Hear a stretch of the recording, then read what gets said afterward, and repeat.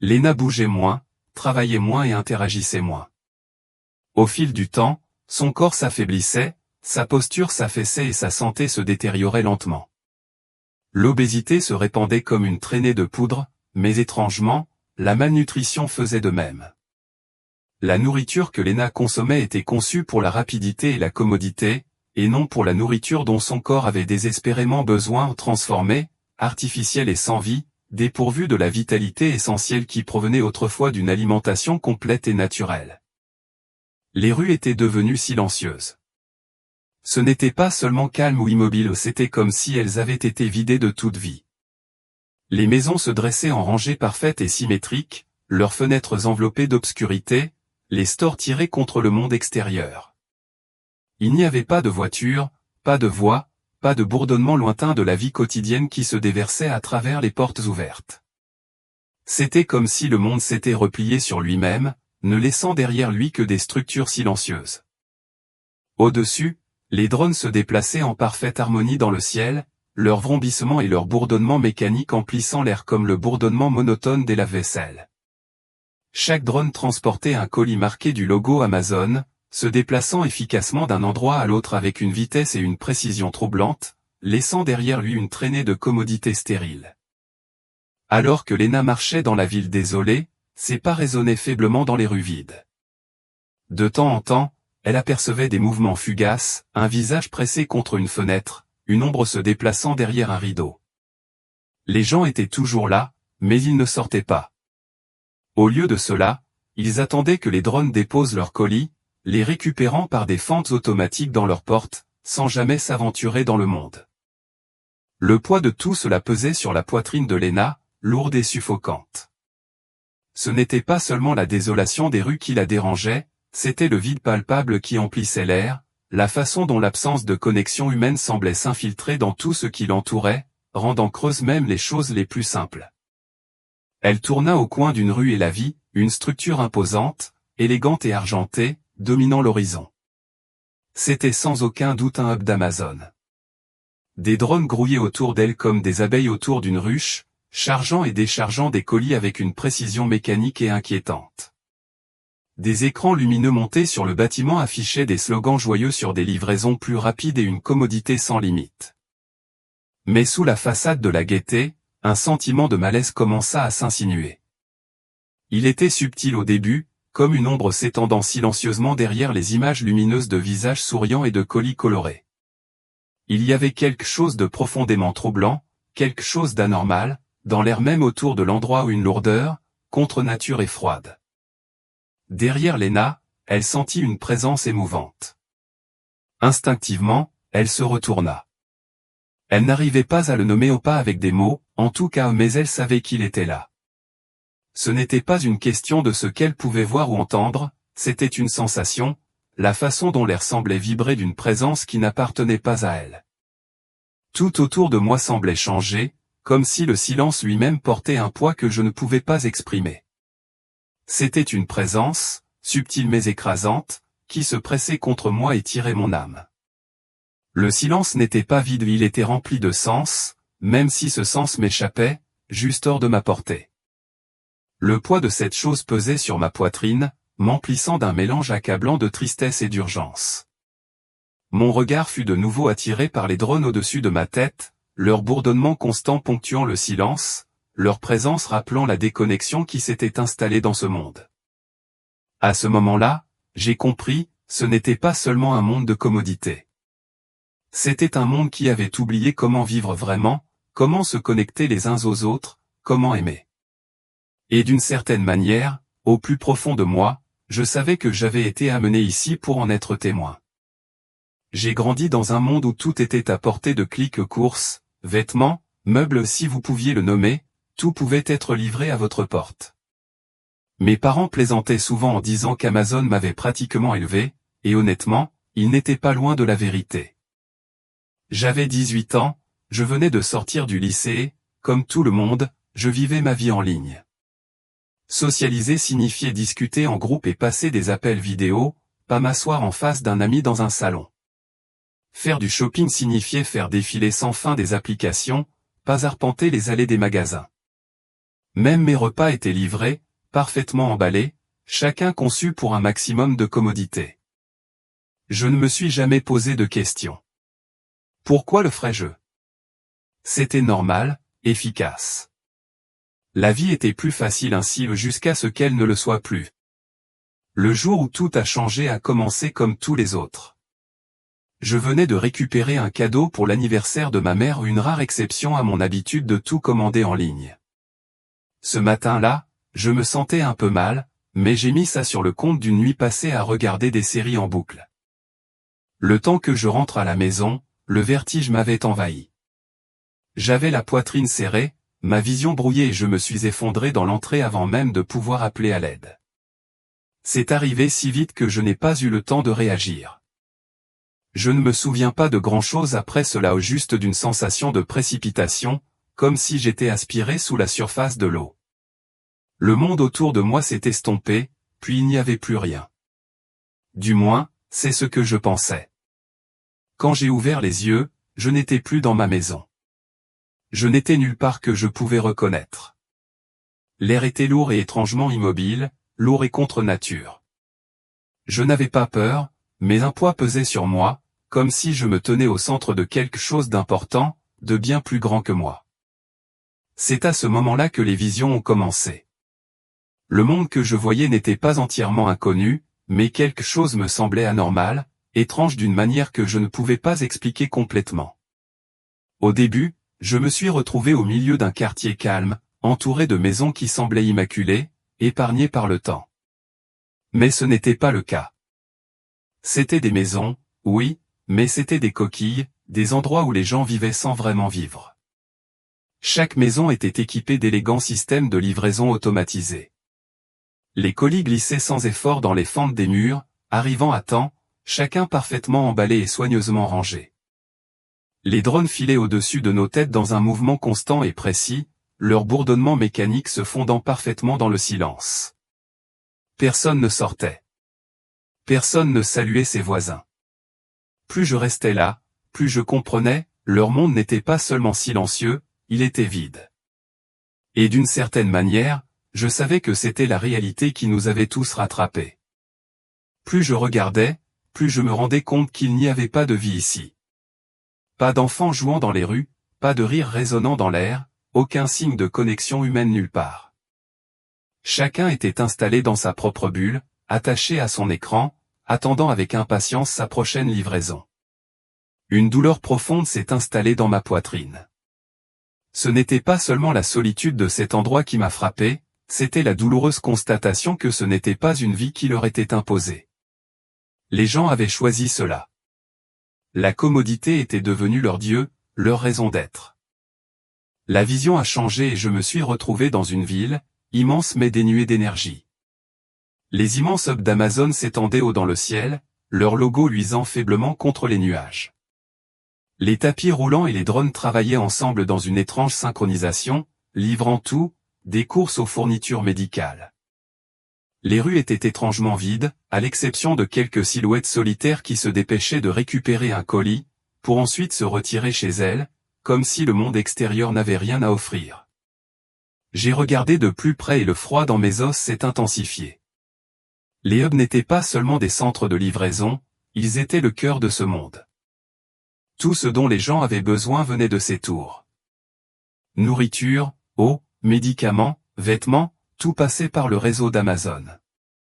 Les gens n'avaient plus besoin d'interagir avec le monde qui les entourait.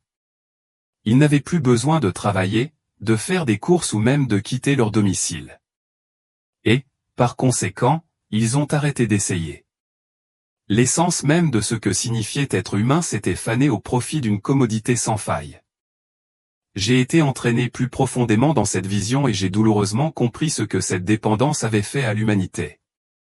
Les gens étaient physiquement faibles, leur corps fragilisé par le manque de mouvement. Ils ne marchaient pas, ne transportaient pas de courses ou ne faisaient pas de sport. Même leur nourriture était prédécoupée, précuite, préemballée pour une facilité maximale. Le monde était devenu un endroit où l'effort n'était plus nécessaire et à sa place, quelque chose de vital avait été perdu. Leur morale était encore plus faible. Les relations s'étaient effondrées. Les familles étaient assises dans des pièces séparées, les yeux rivés sur des écrans. Les amis ne se rencontraient plus en face à face. Même les églises étaient passées entièrement en ligne, leur sanctuaire ramassant la poussière, tandis que les sermons étaient diffusés sur des bancs vides. C'était un monde où la connexion était facultative et l'isolement était devenu la norme. Je pouvais sentir le poids de tout cela peser sur moi, le vide, l'isolement, la lente et constante dégradation de tout ce qui donnait autrefois un sens à la vie. Les gens avaient échangé la connexion contre la commodité et ils ne savaient même pas ce qu'ils avaient perdu. Alors que je me tenais là, une force invisible attira mon attention vers le haut. Au-dessus des hubs d'Amazon, une grille massive s'étendait dans le ciel, faiblement illuminée par des motifs numériques. C'était un réseau qui contrôlait tout, les drones, les livraisons, les transactions. J'ai compris, instinctivement, qu'il ne s'agissait plus seulement d'une entreprise. Amazon était devenu l'épine dorsale de l'économie mondiale, le fournisseur de toutes choses. Les gens ne se contentaient pas de compter sur elle, ils en étaient esclaves. Le système n'avait pas besoin d'imposer la conformité. Il n'y avait aucune menace, aucune violence. Il fonctionnait parce que les gens le choisissaient. Ils pensaient que cela rendait leur vie plus facile, plus confortable. Mais en vérité, il les avait rendus prisonniers, captifs de leur propre désir de commodité. La partie suivante de la vision était plus difficile à regarder. Je me suis retrouvé dans ce qui semblait être un autre quartier, mais il n'était pas vivant. Les maisons étaient immaculées, leurs murs intacts, leurs pelouses impeccablement entretenues. Mais tout cela n'était qu'une illusion. Les gens à l'intérieur ne s'épanouissaient pas. Ils survivaient à peine. J'ai vu une femme debout dans sa cuisine, regardant par la fenêtre un drone de livraison qui planait dehors. Le colis qu'il transportait atterrit avec un bruit sourd, puis glissa dans son emplacement de récupération automatique, comme sur des roulettes. Elle ouvrit le paquet, en sortit un repas soigneusement scellé et s'assit à sa table. Mais elle ne mangea pas. Elle le regarda simplement, les yeux vides, la posture affaissée, comme si le simple fait de vivre était devenu un fardeau. La même scène se répétait encore et encore, de maison en maison. Des repas étaient livrés, des colis récupérés, et les gens s'asseyaient seuls, déconnectés de tout ce qui faisait autrefois que la vie valait la peine d'être vécue. Il n'y avait pas de rire, pas de moments partagés, pas d'échanges, même les plus petits gestes de connexion humaine. L'isolement était total. Tout le monde autour d'eux était affecté. Les gens bougeaient moins, travaillaient moins, interagissaient moins. Au fil du temps, leurs muscles s'affaiblissaient, leur posture s'affaissait et leur santé se détériorait. L'obésité est devenue endémique, mais la malnutrition aussi, les gens consommant des aliments conçus non pas pour la nutrition mais pour l'efficacité transformée, artificielle, dépourvue de toute essence vitale. Ce n'était pas seulement leur corps qui souffrait. Leurs visages semblaient usés, leurs expressions vides et distantes. Ils n'étaient pas seulement isolés des autres, ils étaient isolés d'eux-mêmes. Puis j'ai ressenti le poids émotionnel de leur vie. La solitude flottait dans l'air comme un épais brouillard, épais et étouffant. Les gens se parlaient rarement, même chez eux. Les familles s'étaient fragmentées, chaque membre se retirant dans son propre espace, immergé dans ses propres écrans. Les murs même qui abritaient autrefois les liens se dressaient désormais comme des barrières, témoins silencieux de la désintégration de l'esprit humain. Les amitiés se réduisaient à des profils numériques, les voix à du texte sur un écran lumineux. J'ai vu un adolescent assis dans sa chambre, entouré de paquets non ouverts. Ses étagères étaient garnies des derniers gadgets, son placard débordait de vêtements neufs. Mais il n'était pas heureux. Il n'était même pas satisfait. Il fixait son téléphone, faisant défiler sans fin les pages, à la recherche de quelque chose qu'il ne pouvait pas nommer mais dont il avait désespérément besoin. Et il n'était pas seul. Ce n'était pas un incident isolé, c'était la nouvelle norme. Mais le plus dévastateur de cette vision, c'était le prix qu'elle avait coûté à leur esprit. Les gens avaient cessé de chercher un sens à leur vie. Ils ne priaient plus, ne se rassemblaient plus pour prier, ne cherchaient plus rien d'autre que ce qui leur était livré à domicile. La vie était devenue un cycle de consommation, dépourvu de but ou de transcendance. Les églises étaient abandonnées, leurs sanctuaires autrefois vibrants étaient désormais froids et silencieux. Même la foi avait été réduite à un service diffusé à la demande, dépouillé de son pouvoir communautaire, de sa résonance profonde. Le culte n'était pas partagé, il était consommé, comme tout le reste. Ce n'était pas que les gens avaient complètement perdu la foi, c'était qu'ils ne se rendaient même pas compte qu'ils en avaient besoin. Ils étaient devenus tellement absorbés par la facilité et le confort de leur vie qu'ils ne pouvaient pas voir le vide qui rongeait leur âme. Alors que je me tenais au milieu de ce monde brisé, j'ai ressenti tout le poids de ce dont j'étais témoin. Ce n'était pas seulement un récit édifiant, c'était un miroir qui nous montrait où nous allions. Les gens n'ont pas été contraints à cet isolement. Ils l'ont choisi. Ils ont accueilli avec enthousiasme les drones, les livraisons, la commodité sans fin, sans jamais se rendre compte du prix avant qu'il ne soit trop tard. J'ai tourné mon regard vers l'imposant Amazon Hub au loin, son logo lumineux se détachant dans l'obscurité, un phare dans la nuit. C'était plus qu'un simple bâtiment, c'était un monument à tout ce que l'humanité avait sacrifié, la connexion, la communauté, l'amour et la foi. Une douleur profonde m'a envahi la poitrine, pas seulement pour les gens que j'ai vus, mais pour moi-même. J'ai réalisé à quel point ce monde existait déjà, à quel point j'en avais déjà embrassé une partie. J'en avais fait partie depuis le début. La vision a changé une fois de plus, m'éloignant des quartiers calmes et des villes sans vie.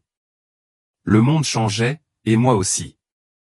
J'étais attiré par quelque chose d'énorme, d'écrasant ou une structure qui semblait toucher le ciel même. Ce n'était pas seulement un bâtiment, c'était une forteresse. Le hub d'Amazon se dressait devant moi, ses murs argentés et lisses reflétant la faible lueur des drones bourdonnant autour de lui comme des insectes dans la nuit. Le logo était partout, illuminé d'une douce lumière bleue étrange, projetant une lueur stérile sur le monde en dessous. Ce n'était pas seulement un centre de livraison, c'était le cœur de tout le système. J'ai observé avec émerveillement l'influence du hub s'étendre bien au-delà de tout ce que j'avais imaginé. Il ne se contentait pas de livrer des colis, il contrôlait tout, la nourriture, l'eau, les médicaments, les vêtements, même l'énergie. Chaque élément vital de l'existence passait par lui. Le monde entier en était devenu dépendant. Les nations ne fonctionnaient plus comme des entités indépendantes. Elles fonctionnaient en tandem avec Amazon et sa technologie. Les gouvernements avaient cédé leur pouvoir, faisant confiance aux algorithmes de l'entreprise pour allouer les ressources et maintenir l'ordre. Ce qui était autrefois un monde de nations diverses était désormais une entité unique sous le contrôle d'Amazon. On m'a montré des entrepôts tentaculaires qui s'étendaient à perte de vue, chacun rempli de marchandises en attente d'expédition. L'efficacité de tout cela était hypnotique, presque hypnotique. Mais sous cette surface, j'ai senti un poids lourd peser sur moi. Ce n'était pas du progrès, c'était du contrôle, une poigne de fer déguisée en commodité. J'ai vu des gens faire la queue devant des centres plus petits, attendant leur livraison. Chacun portait un appareil élégant, qu'il scannait pour vérifier son identité et accéder à ses comptes. Au début, tout cela semblait inoffensif, une simple couche de confort supplémentaire dans leur vie déjà fluide et efficace. Mais ensuite, les appareils ont été remplacés par autre chose, un implant, petit et discret, implanté dans la main droite ou le front. Il ne leur a pas été imposé. Il a été commercialisé comme la prochaine étape vers une vie sans accroc. Plus de téléphone à perdre, plus d'appareils à casser. Avec l'implant, tout ce dont vous avez besoin, votre carte d'identité, votre compte bancaire, votre dossier médical était toujours avec vous, sans effort. L'implant est devenu obligatoire. Sans cela, les gens ne pouvaient pas accéder à leur compte, commander de la nourriture ou même entrer dans leur maison. J'ai regardé en silence ceux qui résistaient se faire refouler, se voir refuser l'accès aux nécessités les plus élémentaires de la vie. Ce n'était pas violent. Il n'y avait pas de soldats qui montaient la garde ou qui utilisaient la force pour imposer la conformité.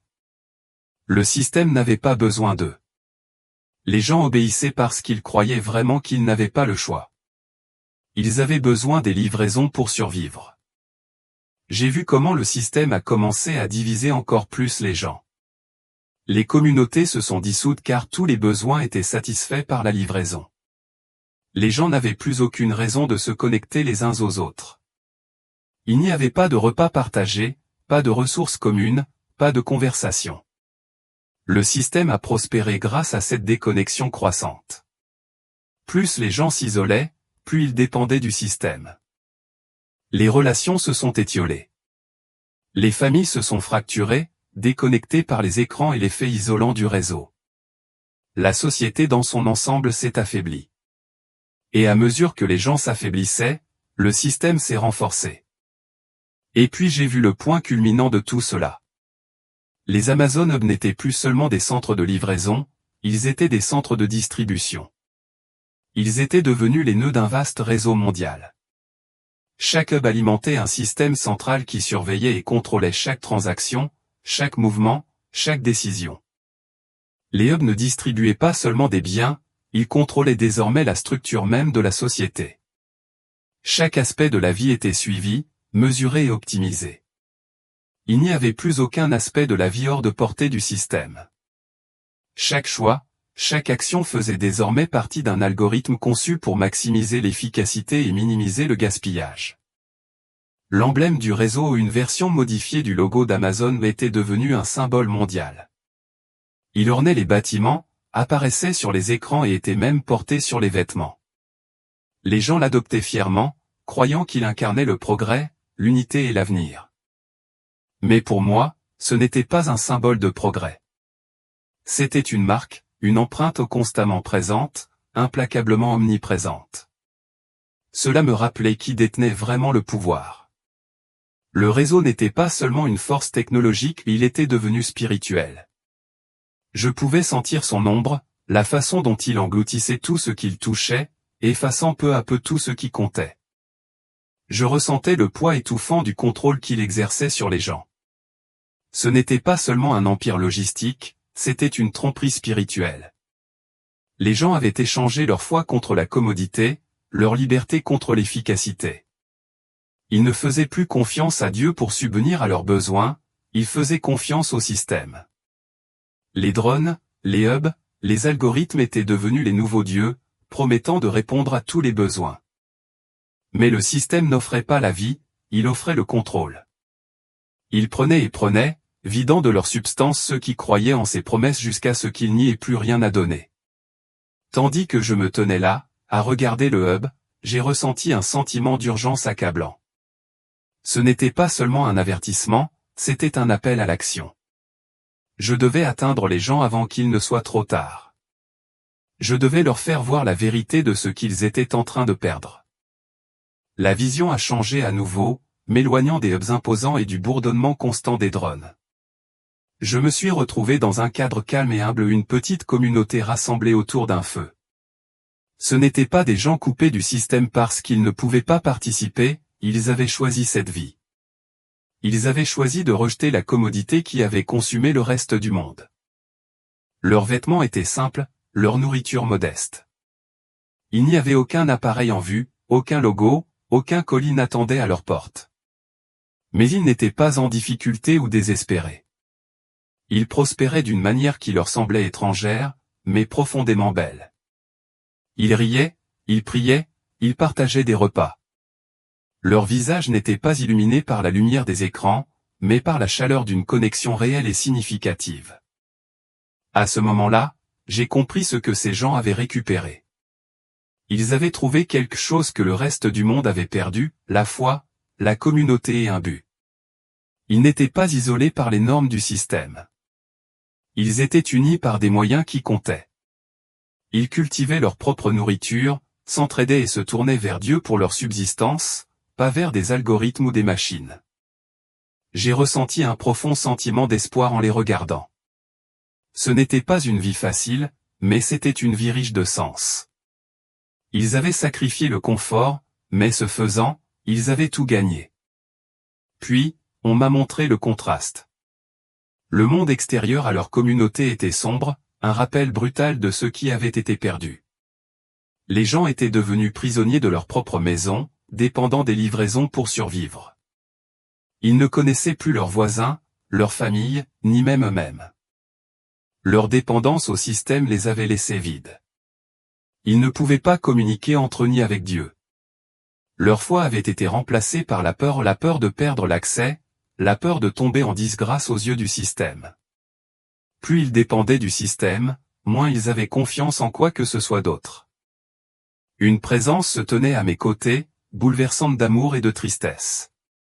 Sans mots, j'ai compris le message qu'on m'envoyait. Le monde n'avait pas besoin de plus de livraison, de plus de commodité ou de plus de technologie. Il avait besoin de plus d'amour, de plus de connexion, de plus de foi. La réponse n'était pas de rejeter complètement le progrès, mais de rejeter l'idole qu'il était devenu. Les gens devaient se rappeler ce que signifiait servir les autres, vivre en communauté, se tourner vers Dieu plutôt que vers les systèmes pour s'épanouir. Le choix était clair, rester dépendant d'un système qui promettait la facilité mais offrait le vide, ou retourner au travail difficile mais beau d'aimer et de servir les autres. J'ai senti le poids de la responsabilité qui pesait sur moi. Ce n'était pas seulement une vision, c'était un avertissement, et je devais le partager. Le monde se dirigeait vers quelque chose d'irréversible. Si les gens ne se réveillaient pas, s'ils ne voyaient pas le prix de leur choix, ils perdraient plus que ce que la commodité ne pourrait jamais remplacer. Lorsque la vision s'est estompée, une seule pensée m'est restée au cœur, me reconnecter. Quand je me suis réveillé, j'étais de retour à l'hôpital. L'odeur stérile d'antiseptique emplissait mes poumons. Les machines émettaient de faibles bips en arrière-plan et la lumière crue au-dessus de moi me piquait les yeux. Au début, j'étais désorienté, incertain de l'endroit où j'étais ni de la façon dont j'étais arrivé là. Mais lorsque le poids de la vision s'est installé sur moi, j'ai réalisé que tout avait changé.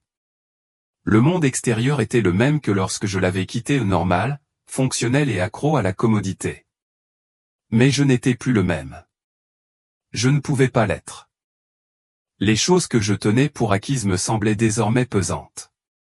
Les cartons Amazon qui bordaient les murs de ma chambre, le bourdonnement constant des notifications des applications qui promettaient de me faciliter la vie, les repas qui arrivaient soigneusement emballés devant ma porte. Il ne s'agissait pas seulement des choses elles-mêmes, mais de ce qu'elles représentaient, l'isolement, la déconnexion, la perte progressive de l'humanité. J'ai pensé à ma famille, à mes amis et aux gens que je croisais tous les jours sans vraiment les voir. J'ai pensé à la vision des gens coincés chez eux, attendant des colis au lieu de s'attendre les uns les autres. J'ai réalisé que cet avertissement ne concernait pas seulement le monde, mais aussi moi. La première chose que j'ai faite en rentrant chez moi a été de supprimer les applications de livraison. Au début, cela m'a semblé idiot, comme si une si petite chose ne pouvait pas avoir d'importance. Mais ce n'était pas une question d'application. Il s'agissait de me libérer de la dépendance qu'elles avaient créée en moi. J'ai commencé à aller plus souvent faire les courses et j'ai pris le temps d'interagir avec mes voisins. Des magasins au marché de producteurs, en passant par les visites chez mes voisins, j'ai commencé à inviter des gens, à cuisiner des repas ensemble au lieu de les commander. Ce n'était pas seulement une question de commodité, mais aussi de reconstruire les liens que j'avais laissés filer. J'ai commencé à remarquer des choses que je n'avais pas remarquées auparavant, la façon dont le visage d'un ami s'illuminait lorsque je l'écoutais vraiment, le réconfort de partager un repas à la même table, la chaleur d'une étreinte après une longue conversation. Au début, je ne savais pas comment parler de ce que j'avais vu. Comment dire aux gens que leur façon de vivre, la façon dont nous vivons tous, n'est pas seulement malsaine mais aussi spirituellement dangereuse. Mais l'urgence brûlait en moi. Je devais essayer. J'ai commencé petit à petit, en partageant la vision avec des amis proches et des membres de ma famille. Certains d'entre eux ont hoché la tête, comprenant immédiatement, d'autres ont ri, prenant cela pour un rêve étrange ou une réaction excessive. Pourtant, j'ai continué. J'ai commencé à parler à de petits groupes lors d'événements communautaires et même à mon église. J'ai parlé de ce que j'avais vu à l'isolement, la dépendance, le vide spirituel et du besoin urgent de renouer des liens. Cette vision n'était pas seulement un avertissement, c'était un appel à l'action. Il ne suffisait pas de rejeter le système, nous devions construire quelque chose de mieux. J'ai commencé à faire du bénévolat dans des refuges et des centres communautaires locaux, des lieux où les gens se réunissaient non pas pour des raisons pratiques, mais pour l'amour et le soutien. j'organisais des rassemblements, réunissant des voisins pour des repas et des conversations. Je me suis tourné vers ma foi comme je ne l'avais jamais fait auparavant. J'ai prié, non seulement pour moi-même, mais pour le monde, pour avoir la force de résister à l'attrait de la commodité, pour avoir la sagesse de voir ce qui compte vraiment et pour avoir le courage de vivre différemment. S'il y a une chose que j'ai apprise de cette expérience, c'est que nous n'avons pas besoin d'attendre que le système s'effondre pour changer. Nous pouvons commencer maintenant. Nous pouvons choisir de nous reconnecter, de reconstruire les relations et les communautés que nous avons perdues. Nous pouvons nous détourner de l'isolement que la commodité apporte et nous tourner vers l'amour et la connexion que le Christ offre. Le temps presse, mais il n'est pas trop tard. Quand je regarde le monde aujourd'hui, je vois encore des drones, des camions de livraison, des écrans lumineux. Mais je vois aussi autre chose, l'espoir. Car chaque fois que quelqu'un choisit de sortir, de partager un repas, de prier avec un voisin ou simplement de nouer des liens, il fait un pas en avant vers la reconstruction de ce que le système a essayé de lui enlever. Et cela me donne l'espoir que le monde peut changer, une connexion à la fois.